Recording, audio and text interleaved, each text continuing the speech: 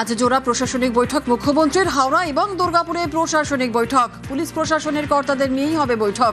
হাওড়াতে জেলা শাসকের অফিসে বৈঠক। দুর্গাপুরে 2 বর্ধমান, বীরভূম, পুরুলিয়া, বাঁকুড়াতেও হবে বৈঠক।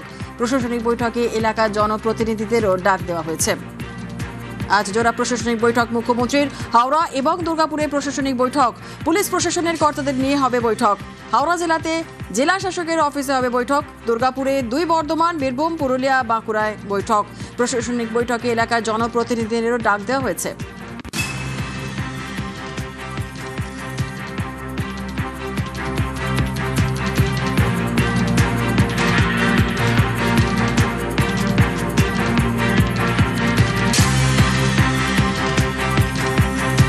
আজ জোড়া প্রশাসনিক বৈঠকে মুখ্যমন্ত্রী শুভেন্দু অধিকারী।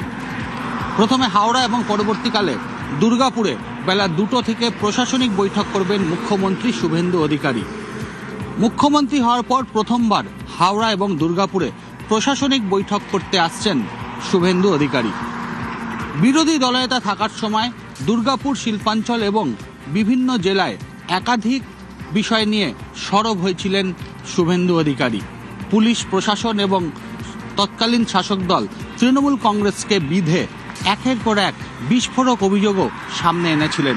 সেই জায়গায় দাঁড়িয়ে আজ মুখ্যমন্ত্রীর প্রশাসনিক বৈঠক অত্যন্ত তাৎপর্যপূর্ণ।